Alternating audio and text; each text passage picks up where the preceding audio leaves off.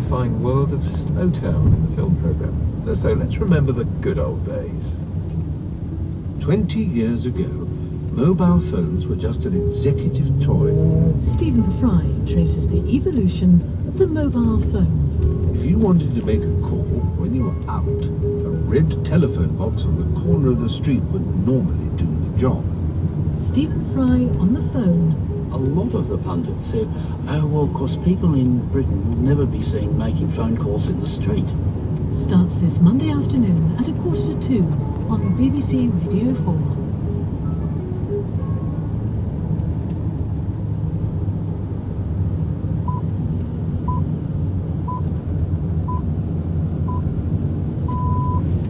BBC News at 4 o'clock. The Chancellor, George Osborne, has insisted that the sale of the nationalised bank, Northern Rock, represents good value. It's being bought by Sir Richard Branson's Virgin Money for £747 million, hundreds of millions of pounds less than the amount paid by the government when it was bailed out 4 years ago. Virgin Money is promising no compulsory job cuts for 3 years. These Northern Rock employees have welcomed the news. It's a big shock, but big cheer as well, so really exciting. People are really happy and pleased about it, yeah. Had a lot of uncertainty for a few years now. It's a good day, good feeling around the place, I think. And we've been through 3 rounds of redundancies now, and people obviously want to feel secure in the job, so it's absolutely fantastic news for us that we feel a little bit more secure and a little bit more safe. And obviously Virgin's a massive brand as well, so it feels great to be part of such a massive company. Stephen Lawrence's best friend, who was with him on the night he was murdered in 1993, has broken down in tears during his evidence at the Old Bailey. Dwayne Brooks said they were approached in South London by a group of white youths, one of whom shouted a racist insult. The defendants, Gary Dobson and David Norris, deny murder. Hundreds of anti-capitalist demonstrators are marching through New York's financial district, where they've been attempting to stop traders from entering the stock exchange. There have been a number of arrests. Spain is coming under increasing pressure from the markets in the continuing euro crisis.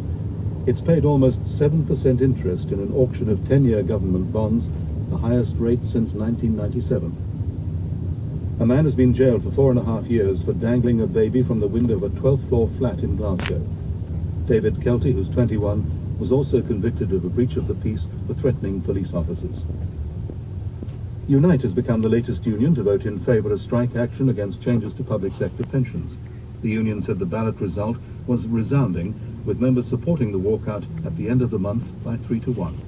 BBC News. Quentin Cooper has his eye on a new volcanic island that may be rising from the Atlantic in the Canaries. That's in Material World in half an hour.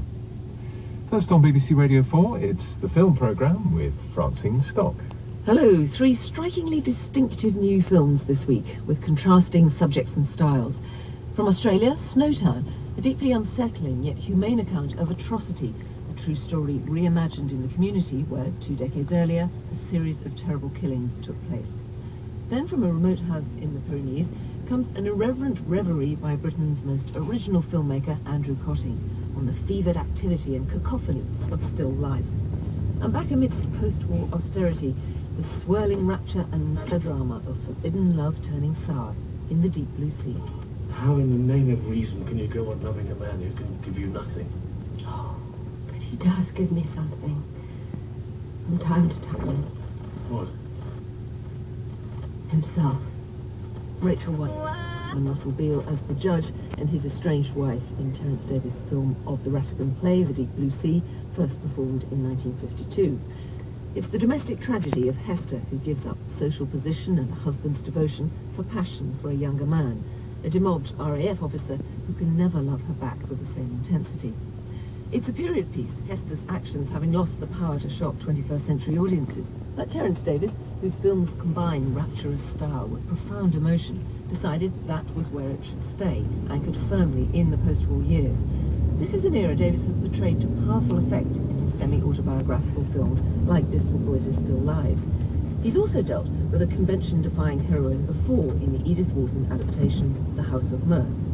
But Rattigan's The Deep Blue Sea, which he knew a little from the 1955 film, when the Rattigan Trust approached him with this project for the dramatist's centenary year, he had his doubts.